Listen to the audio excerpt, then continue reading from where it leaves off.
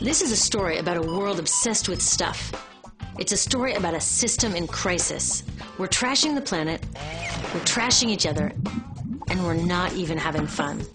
The good thing is that when we start to understand the system, we start to see lots of places to step in and turn these problems into solutions.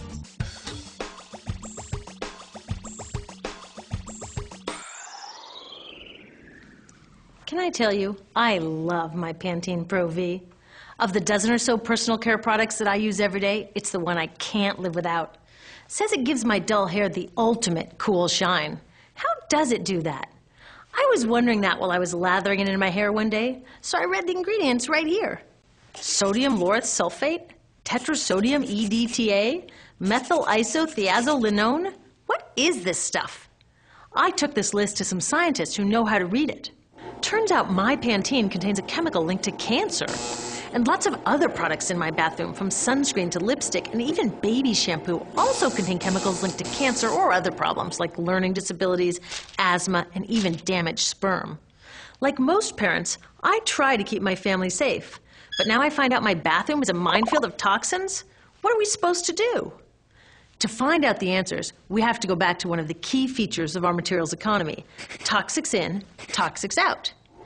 If, at the factory, you pour toxic chemicals into a product, like baby shampoo, you're going to wind up with toxic baby shampoo, and toxics in workers, communities, and, babies.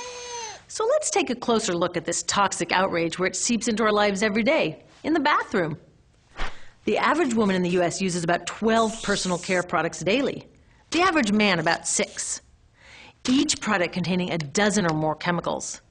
Less than 20% of chemicals in cosmetics have been assessed for safety by the industry's safety panel, so we just don't know what they do to us when we use them.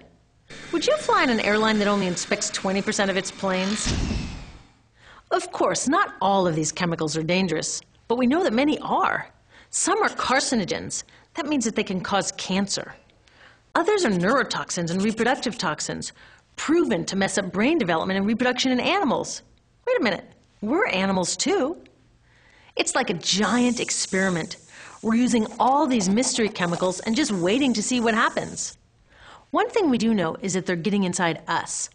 I had my body's toxicity levels tested, and I'm loaded with things like mercury, flame retardants, triclosan, and lead. We all are.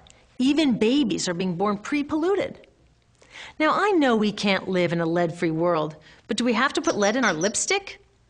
I don't know. Maybe it's my fault. Maybe I just bought the wrong thing. At the store, the choices seem endless. I can get lipstick in 49 shades, or shampoo for hair that's too dry, oily, fine, limp, or frizzy. But what about the choices that really matter? Like the choice to buy products that are safe? It turns out the important decisions don't happen when I choose to take a product off the shelf. They happen when companies and governments decide what products should go on the shelves. So who are these companies? This is Procter & Gamble. They're the ones offering me Herbal Essences, the #2 shampoo in the country.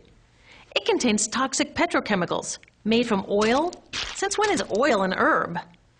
On cosmetics labels, words like herbal, natural, even organic have no legal definition. That means that anybody can put anything in a bottle and call it natural, and they do. I mean, can you imagine a top seller called Petro Essences? Gross. What's even nastier are hair relaxers marketed to 5-year-olds and skin whitening creams.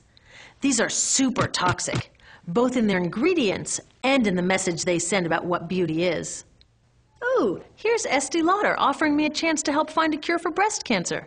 That's nice. But wait, they're also using chemicals linked to cancer. Don't you think the best way for Estee Lauder to fight cancer is to stop using those chemicals in the first place? So really, I get to choose between meaningless claims on a bottle. But these guys get the real choice about what goes into those bottles. And that happens back here, at the factories where they're formulated. Why do the makers of these products use all these toxics? Are they trying to poison us? No, they're just working from a 1950s mindset when people were totally swept up in better living through chemistry. In all that excitement, they forgot to worry about human health impacts. That was years ago, and they are still using these same old toxic chemicals. Today, big cosmetics companies say the doses of poison in their products are small enough to be harmless. Yeah, maybe if you use them once a year. I guess they never get out and see that their products are being used and combined with other products every day. A little toxic dose under your arms, a little more on your hair, on your lips. And workers in nail and hair salons get dosed all day long. So the industry is used to doing things this way, and they can. Because even now that scientists have linked the chemicals they're using to all sorts of problems, there are no laws to get rid of them. You're thinking, really? Come on, nobody's making sure that the stuff we smear all over our bodies is safe? Nope. The FDA doesn't even assess the safety of personal care products or their ingredients. Since 1938, they've banned just 8 out of over 12,000 ingredients used in cosmetics. They don't even require that all of the ingredients be listed on the label. Now, this is an example where we can all agree a little more government action would be helpful.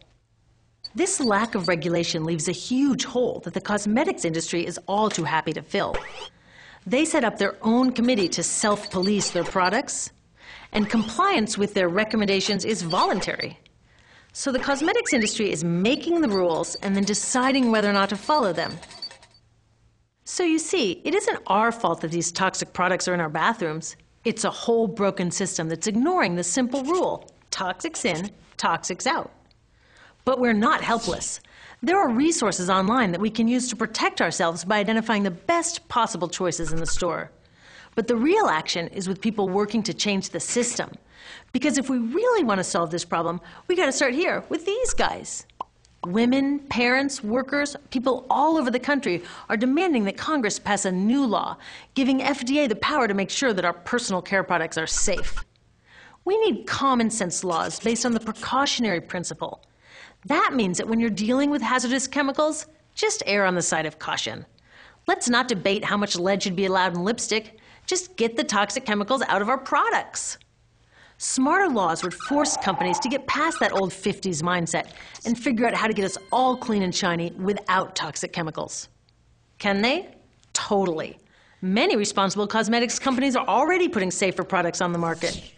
Green chemists are developing substances that are designed to be safe and non-toxic in the first place. European governments have required the removal of many toxic chemicals, and companies have figured out how to comply. When cosmetics are reformulated to be safe and labeled honestly, then we can feel comfortable with the choices available at the store.